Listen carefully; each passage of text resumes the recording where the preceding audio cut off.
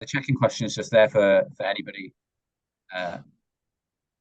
Chuck them in the Most chat creative and interesting while we're getting object. started, or shout them out if you're if you've got a truly creative, interesting object in the room around you.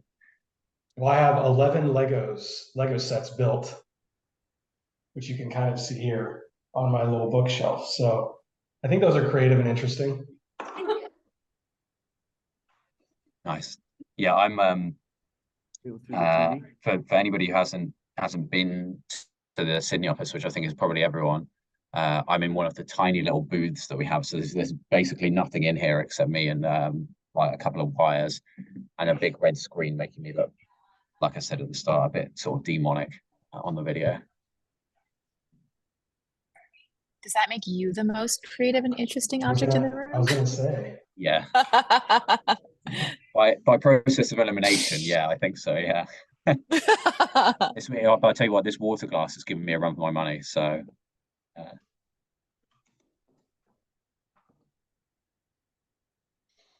I have no idea how many people were expecting. Oh, I can see the chat. A plaster porch goose. I don't know how many people were expecting as well. So someone might just need to give us a shout when it's when you think we're ready to crack on. We're at 20 right now, and let's get it started. Yeah, a number of people in the office are joining from their laptops. So yeah, I think we're probably good to start. Cool. All right. Well, thanks for anyone who's put their stuff in the chat for the check-in question. I hope you recognize some creativity in your lives. We'll crack on with the session. Let's go on to that slide. So, for those of you who haven't met me before, my name's Dan Squire. I'm the head of content for Asia Pacific, based out of Sydney. I've been at TMP for about 8.5 years. A big chunk of that in the UK office before I moved down here a couple of years ago. And then my role in APAC is to be the kind of creative boots on the ground. There's only one person from the creative team in this region. That's me. And then I obviously draw on the strength of the group for most of the work because I can't do it all myself. And that also means that I'm the kind of person who is working with Rombi in practice in region to try and work out how we integrate creative and media a bit more closely in APAC. But I'll hand over to Rich to introduce himself. Hi, everyone. Richard Jameson, heading up the global media practice here in the US predominantly, but oversee kind of all 3 regions. So my kind of goal is to just make things work better. And that obviously includes working with the creative teams and figuring out how we can best inform each other, make our plans better, and come together earlier on in the process. So that's what we're going to kind of talk about today. Excited. Yeah. So yeah, one of the reasons that we put this session together is I think in theory the logic of why TMP has kind of made all of the acquisitions to bring the agencies together, to bring media, creative, and strategy into one place. It's all seems to make a lot of sense. There's obvious crossover benefits from a creative point of view. We need media to get out into market, and from a media point of view, having creative and strategy to kind of improve the quality of the units that we're sharing can makes a dramatic difference to the kind of performance. But in practice, we know that it hasn't been 100% straightforward always bringing those kind of functions together. So today, one of the things we want to talk about was what it looks like when it works, what some of the hurdles have been to that integration, how we're starting to see some ways that creative and media and strategy are getting better at collaborating, and what some of those early steps might be, and then some of the tips, from experience of where we can start and where people in different functions can start to encourage that kind of collaboration. And then I also think there's probably going to be a bit more practical and maybe process focused than some of the other ones in Creative Week. I don't think that makes it any less sexy or useful, hopefully, but we do have some nice examples in it, but I'm hoping that people can take away from this, some ideas and thoughts about what they in their roles can do to try and encourage that collaboration, as well as, hopefully in some of the James Holland sessions or whatever, seeing some sexy, exciting brand work as well. And then hopefully we'll have time at the end as well to do some questions and kind of hear people's experience as well, because I think a lot of this, particularly for me, is what we're seeing in APAC, but it may be different in the US, it may be different in other regions. So I'd love to hear. But I will hand to Rich to start with, I think. Cool. So to Dan's point, we believe that when creative meets media and vice versa, amazing things do happen. So if we've got a great media plan, but another agency's worked on creative and it's just subpar, it doesn't really land like we feel it should, and vice versa, right? If we create really awesome assets, but we're working with a media agency that doesn't have a great plan or great placements, it's going to fall a little bit flat. So we really do believe that when they intersect, it creates an experience. And that's really where the creative idea is felt and received in the world, really brought to life through both physical or digital media, and it connects people and engages their senses. So I, biasly don't see media as just a vehicle to get a new brand in front of as many eyeballs as possible. It also affects how the brand is experienced. So you might see an ad on the TV or in connected TV, and if it doesn't land right, it sort of just falls flat. But if you've got a really great brand experience and creative message, and it's felt at the right time in the right place, that's when you create that memorable experience for a user. So we really want to figure out, where does it feel right to show up, and not just show a promise, but and show your promise rather than just tell. So we really think that experience is super important. And the closer we all work together, the more we can land that plane. And when creative meets media, amazing things happen out in the wild. You guys are probably familiar with a lot of these examples, but I think these are some really interesting use cases of where creative and media were placed in the right place, right time, in front of the right people. And they really landed quite well. And we've got some additional case studies that we'll share with you guys on that. So high level, what do we think are kind of the biggest benefits to the creative and media collaboration? So number one, optimized content for each platform. We know that media platforms have really unique requirements and user expectations. So someone on Instagram versus New York Times are going to expect very different sort of content experiences. They're going to behave differently, and they engage with the platform differently. So we think that having the right optimized content for each platform is super important, and that really can only happen when both teams are in the room.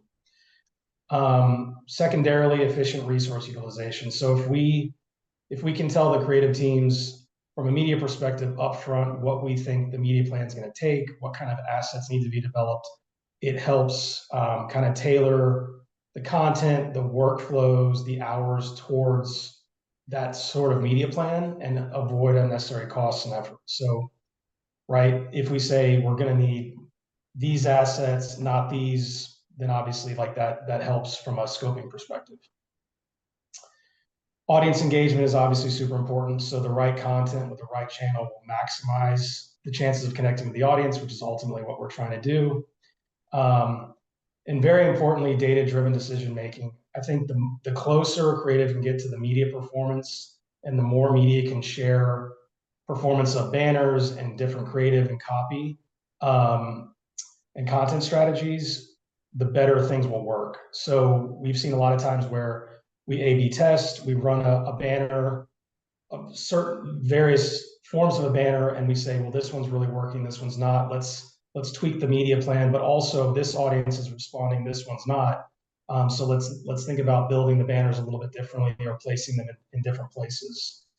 And then lastly, shared outcomes. So obviously, when creative and media work together, and is very interconnected from the beginning, it really allows both functions to work better towards agreed upon outcomes. So it's not just mid-flight or during the campaign, it's setting up front, like, what do we ultimately want to achieve from both a creative and a media perspective, and having that shared outcome and goal. So I think those are sort of the key benefits, and we'll jump into some live examples here in a second. Yeah, so I wanted, I've put kind of a simplified, very simplified diagram together here of like behind the scenes, like how does that actually work? You know, how in theory do we work together between those teams to get those kinds of outcomes? And I think this is, you know, from the way that we're working in APAC, this is in theory how we'd like to work, right? You know, the strategy team is informed by media insights and then puts together a go-to-market plan, builds the brief for the creative team. Creative team comes up with, you know, like solid activation ideas, the formats, the content, the fuel that then goes out into media team to be able to place it in the right places, and then, you know, generate insights about what's working to be able to feed that all back in. And so, you know, this closed loop should be really effective, and that's the benefit of having all of those things in one place at TMP. But I think in practice, one of the challenges that I've found, at least, and I'd be interested to hear whether other people find this, is that it can be a kind of double-edged sword of having this closed loop, which is that you actually end up deferring to the person before you all the time to ask, like, you know, to ask for input rather than having that kind of momentum. So from a strategy point of view, you're like, well, I would really love to hear some media insights about what's effective and which channels we should be pursuing before I put together a channel plan. And from a creative point of view, would say, you know, I really need a brief about what media formats we should be using and you know, where we need to be playing, so I can come up with the right kind of creative ideas to fulfill that. And then from a media point of view, you know, when we're talking about it in APAC, we would say, okay, well, what channel should we be using? I would say, well, it depends. It depends what creative formats we have to play with. You know, what do we have to send out? You know, who are the audience and why do we need to play with them? And that constant deferral actually ends up slowing things down, because, you know, we're like not wanting to step on toes. We're not wanting to get outside our remits. We're struggling, I think, with the functional integration to know, you know, who owns decision making and who should be the one that kind of draws a line in the sand and says, this is what we should be doing to kind of get that process moving. And I think realistically, you know, that's a problem of like legacy kind of silo mentality, right? It's obviously something that we're working through, but creative historically at TMP, and it's not necessarily best case, but like it was often the case that creative is a kind of service arm of the agency. So we respond to a brief, the strategy, the scope, the budget would all be set largely, and so we would be asked to just kind of fill in those blanks. But then often that would mean that, you know, without sight of what all of the media capabilities were, we're coming up with ideas. You know, we're kind of shooting in the dark a little bit to try and work out what would be an interesting or effective creative approach, because we don't know what we don't know about where we could be playing. And Rich, do you want to talk about from I think from media being in a silo perspective, it can be viewed as sort of a means to an end. It's all about taking a budget and delivering either impressions or leads based on a client goal. So a client might say, you know, we've got this amount of budget and all I need is leads, deliver. But that's sort of taking out the whole idea of like, what's the right messaging that's going to deliver those leads. So a lot of times we're sort of just tasked with being efficient and delivering those numbers.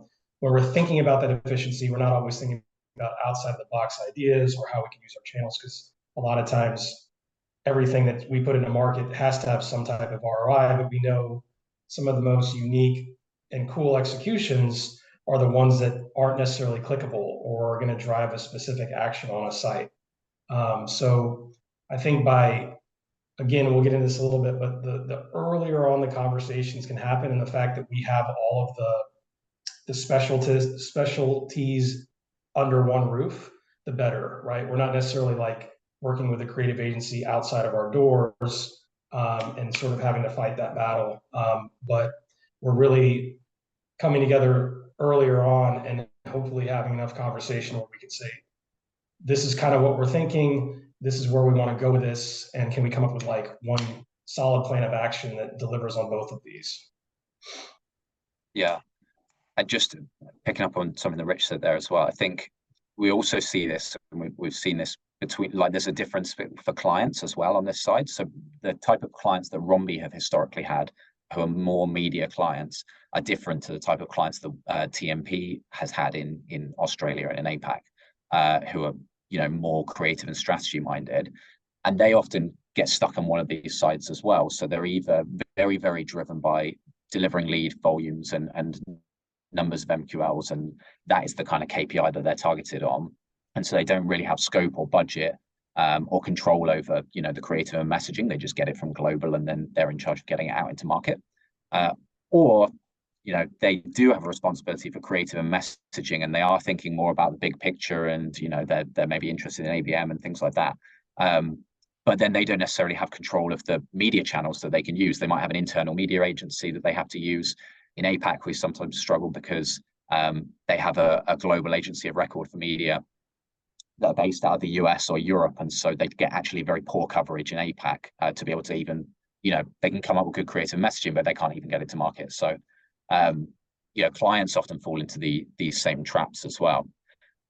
And I think ultimately this is really, it's just an argument for the portfolio system, realistically. Like, we already kind of have the answer, and we're slowly working towards it, which is getting everyone around the table, getting creative and media and strategy involved earlier, as Rich said, so that, you know, when we're first thinking about what the shared outcomes and the overall brief are, that we're all around the table, avoiding the production line mentality that the creative team, you know, have historically sometimes suffered from, and having people who are aligned to the accounts long term, so that we can start to understand and, you know, feedback insight that's been involved in previous campaigns, so that we're kind of continuously improving.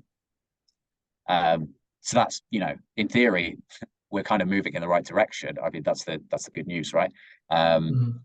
But yeah, maybe like we've got a few examples, I think, to talk through now, which will maybe hopefully make it a bit more real and tangible, because obviously it's been quite theory heavy, and hopefully not too complainy this far. But as I said earlier, I'd be interested to hear in the comments or at the end whether this is kind of consistent, whether people recognize something in this from their own campaigns.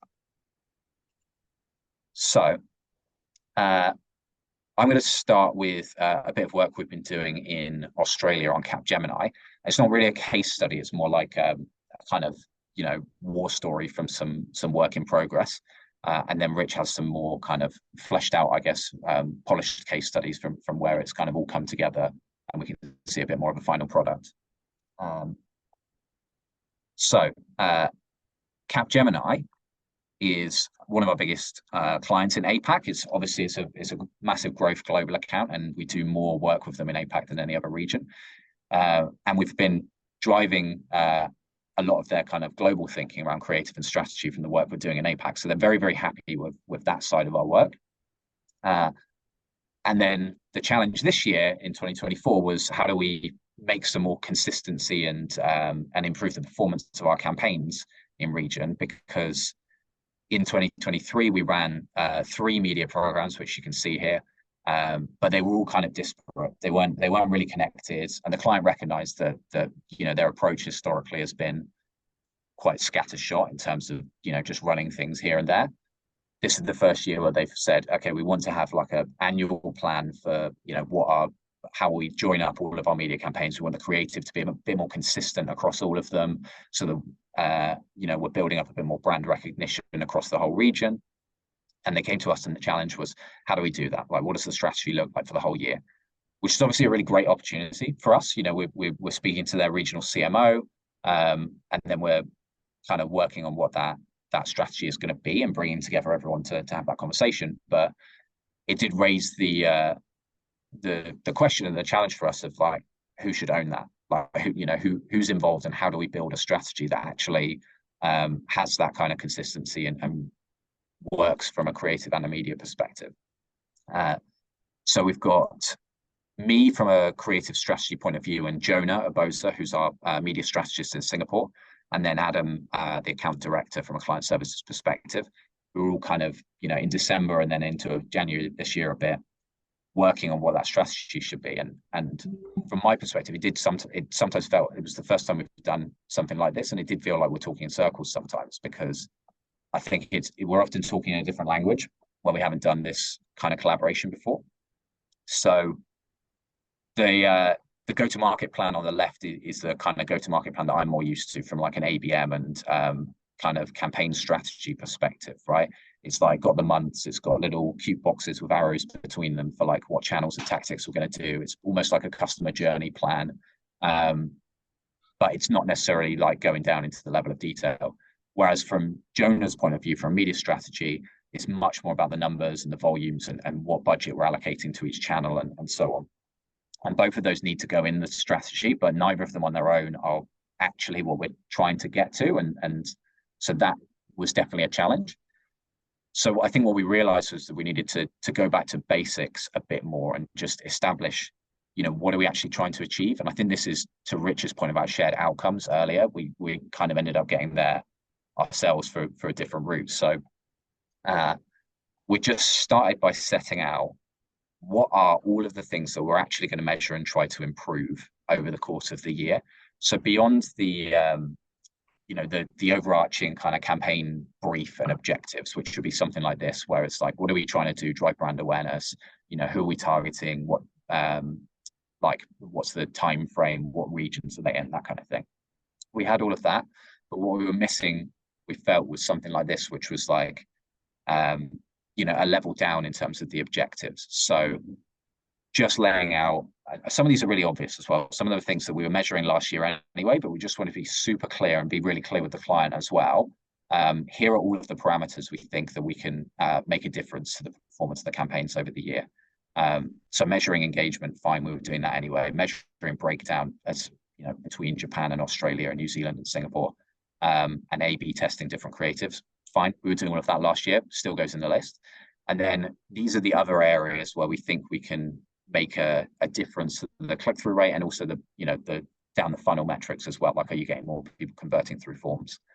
And just agreeing on all of these up front gave us a much stronger platform to then be able to go back into those like functional discussions about, okay, creatively, what could we do on all of these parameters? From a media perspective, what could we do to affect all of these? And then that means we've then got a much, we're all kind of having the same conversation and we're talking in the same language about what difference we can make. And I think, Dan, even on those, as simple as it seems, I've seen plenty of briefs that they might just say all we need is brand awareness, right? But like, what does that mean, right? So even by like simply putting these down and sort of pointing to this as the North Stars at the beginning of the campaign and all agreeing is super helpful. And I think that goes further than most briefs can typically do.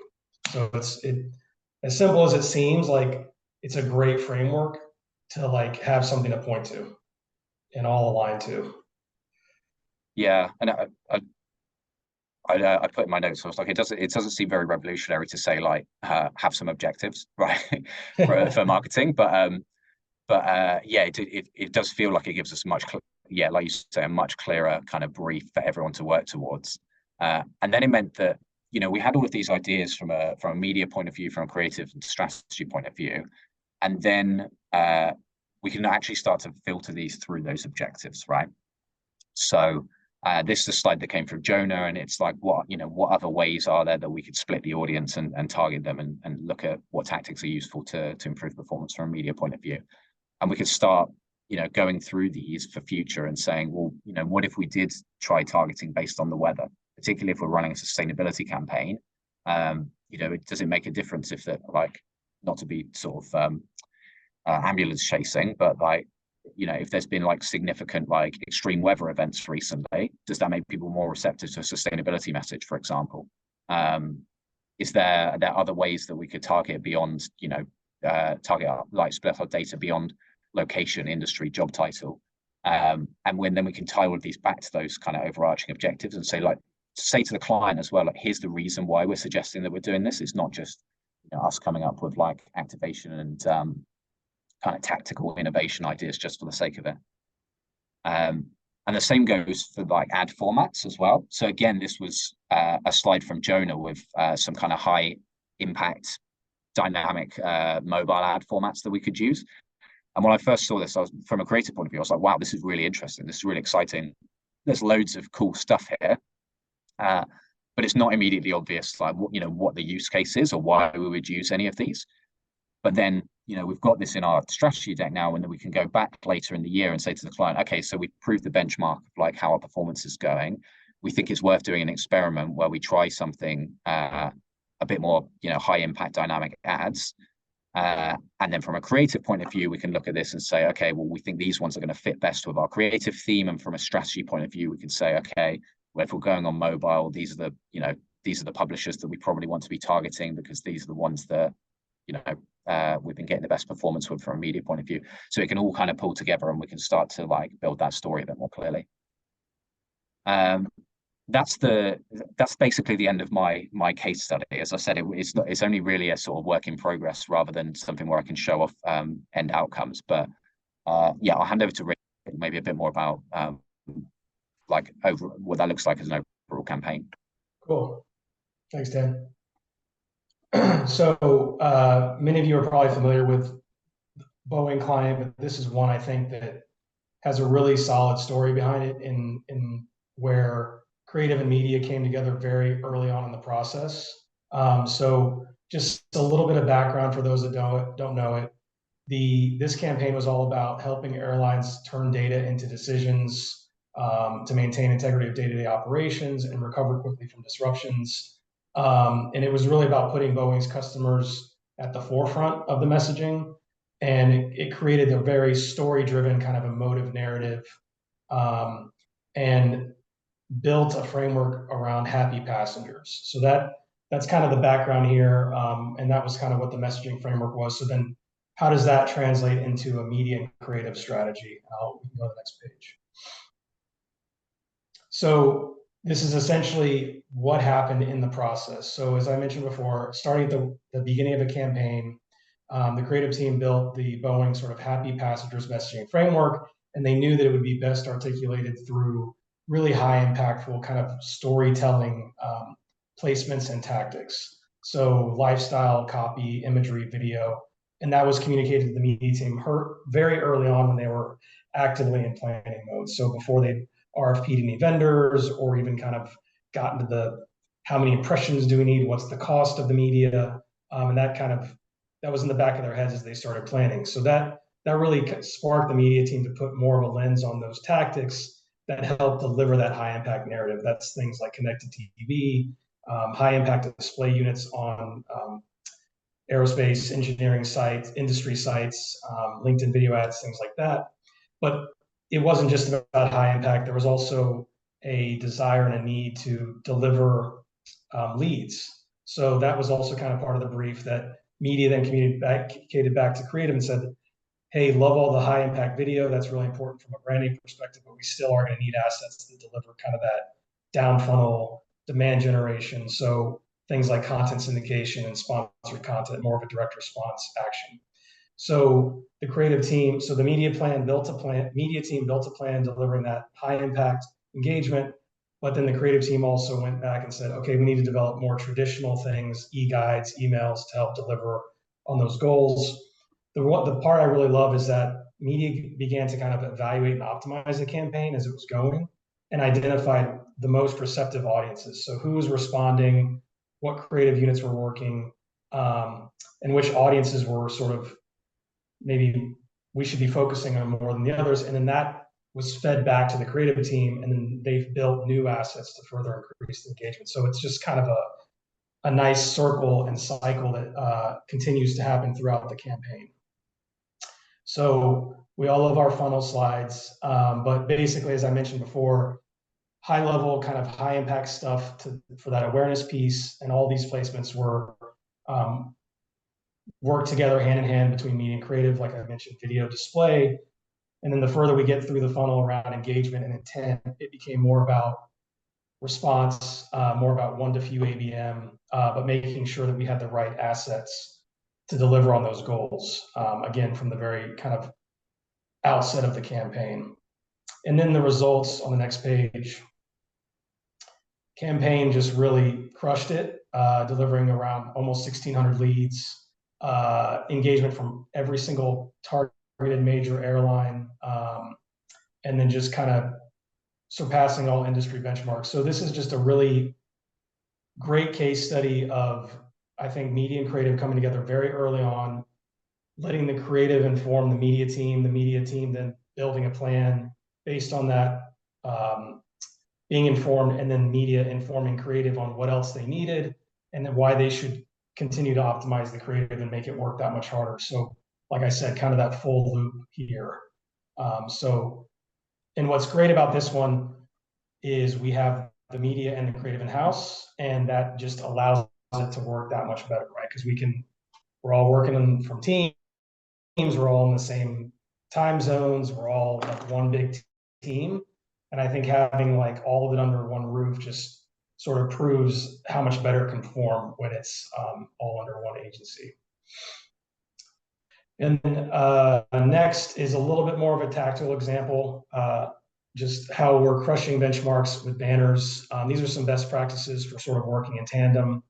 You can see on the right side what the sort of projected benchmark was for display banners at 0.06% and a cost per click of around $17.50. But by doing these things, working together early on, you can just see how much better the performance was from our banners. So 10 to 20 times the expected click-through rate and significantly less cost per click. And what sort of drove those results was really making sure we were doing A/B testing throughout the campaign flight. So different copy, different creative, logos and images and colors. I think really important is sort of setting guardrails around and ensuring enough time in market to achieve statistical significance. So you can't just run a banner for a week and say if it's working or not. You put it against the specifics and let the platforms kind of optimize over time, and ensure that you've got enough of a story and enough data to say it's either working or it's not. So that's really important when you set something up like this. I think dynamic HTML over static is almost always going to win out. It's more visual. There's more happening. It's more engaging to the user. And as I mentioned, this is an example of various creative elements being put into market, then sort of tracking how the creative is performing and saying, this copy is doing really well, this isn't. Maybe we should try this audience out versus this, and then those creative changes resulting in a better performing media plan. So some solid cases here, and this is all obviously like current client work of ours, where we can show how media and creative coming together is just, it's a really solid success story from a media performance perspective. Cool. So I think we're doing absolutely fine on time. So hopefully there'll be plenty of time to hear if people have kind of hear thoughts or questions or anything. But we did have some, we put together a list of some thoughts about like, where we can start to make steps in the right direction if you are working on accounts that aren't already absolutely nailing it like they are on the Boeing account. Like, what are the baby steps that we can start taking? The first one was about benchmarking. So when Rich and I were talking about this session before we ran it, one of the things we said was, do we have a case study of like, well, we've been running media for a creative beforehand, media for a client beforehand to a high kind of level of performance, and then we've introduced creative so that we can show how much more of an impact it makes beyond just effective targeting and kind of media channel selection. And we don't think that we have one at the moment, but obviously, from Capgemini's point of view, that's where we would like to get to in APAC. The first step there is clearly benchmarking current performance, right? Because it gives the clients, it works from a TMP point of view, right? Because we need to prove how much better we're doing, and it's a feather in the cap for us when we can show that we've made a percentage improvement on performance. Also, from the client's point of view, if they want to build a case for increasing the investment in creative, especially if they're more of like a lead volume targeted type of client, where they struggle to get budget for something like that, we need to have the kind of ROI case to say, look, adding creative to a media campaign makes a dramatic kind of step change in the performance that you're going to get. And so we need to be benchmarking that to be able to do that. The second point, creatives gravitate to cool stuff. This is maybe if you are in a media team at the moment, this is like me imploring you to say, if you have like cool innovation ideas, if you're seeing new formats, different types of dynamic ad that like some publishers are offering, anything like that, it would be really useful to have some kind of innovation forum where we can see what those formats are. The creative team loves seeing that stuff. You'll see if you come up with a good idea, if you'll see when, like, depending on which creative director you're working with, every time they pitch to a client, they'll have the same tactics that they want to reuse every time, right? Because they just come, you get fixated on stuff that you're like, this would be really cool. I would love to do this sometime for a client. But we don't know what we don't know, right? So seeing that stuff will mean that when we come up with activation ideas, or when we're, pitching to clients and we're thinking, where could we go with this? How could we bring this creative idea to life in interesting ways? We'll be able to, start to feed those formats in. So I don't know if this exists at the moment, but I would love to see if there's some kind of media innovation forum somewhere. Well, really you're in luck, Dan. Thursday, we have What's Next in Creative Media. So make sure you sign up for that one. There you go. There's a plug for Richard's have a session. Got to plug the next session. Yeah. The third one, and then I'll shut up and let Rich talk about some of them. But the third one for me is probably more for strategists, if there's anyone who's doing strategy work on the call or watching the recording, which is having slightly more direction when you're briefing a campaign into creative media in terms of like where. And what I mean by that is if the strategy brief comes into the creative team, or we're putting a pitch or proposal together, and for activation ideas, we're basically saying, come up with interesting ways to bring this to life. That's a brief. Like, the creative team will do something with that, but it is pretty wide. It's a pretty wide field to work with, and we're going to come up with ideas that may or may not be too wacky or too far outside of the Overton window for the client, right? We've pitched really cool ideas before. Obviously, there's loads of, we've got decks littered with cool activation ideas that we've pitched. But if we want some really incisive ones that we know are targeted to the right places, a more directional brief is going to help us get there faster. And that could be something like, instead of find ways to bring this to life, it could say, come up with activation ideas that reach the audience when they're at their most relaxed. If we're talking about a solution where what the proposition is about taking the stress away from clients, that brief then, from a creative point of view, we might be thinking, okay, what are people reading in their, from a media point of view, might be like, well, which publications do people read in their free time? Should we be targeting people on weekends more? Is there any evidence that, like, people, we're getting better click-through rates on evenings or weekends? Creatively, that brief is going to help us come up with, with activation ideas that follow that. Or it could be reach our audience when they're planning for the future, so like, when is it and where is it that you want us to be talking to people? And then that is a really solid brief that can kind of help from a creative and media point of view, I think. And then Rich, the last two are from you, I think. Yeah. I mean, I've kind of hammered on these points, but I think just working together works better.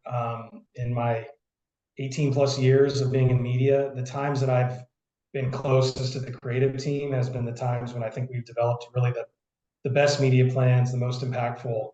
And we've been able to come to the clients with very clear strategy and kind of results and outcomes. So the closer we can get together and work together earlier on in the process, the better. I think we shared some solid case studies of why. And I think the portfolio model we have at TMP certainly helps that. And of course, if we've got creative and media on one client, I think those are the examples where we can really show the results. And then I think the media informing creative or creative informing media is also just important to note, is that the media placement can only go so far and can only perform so well. Same thing with creative, right? If it's not in the right place or the right time, to Dan's point, it's not going to necessarily hit that well with the audience. But as much as we can share between teams and say, hey, this audience really seems to be performing, or this banner is just not getting the response we want, that just helps us continue to optimize and make better media planning decisions. And even around, the Boeing example, where it's like, we really want to focus on kind of high impact, visual, lifestyle type imagery within the messaging, that lends itself to a media strategy, right? So anything that the groups can inform from pre-campaign, during the campaign, after the campaign, just makes it all work that much better. So let's just stay as connected as possible. and just crush it. Motivating words to Yes. to close on. I'll stop sharing because it's nice who's asking the questions if people are because I can't see otherwise. Open floor, I guess. If anybody's got any questions or observations, I'd love to hear if that like analysis of the challenges is consistent with what other people have found on their clients if they're doing creative and media as well. Should have queued up like a first question from like a plant in the audience to get the ball rolling.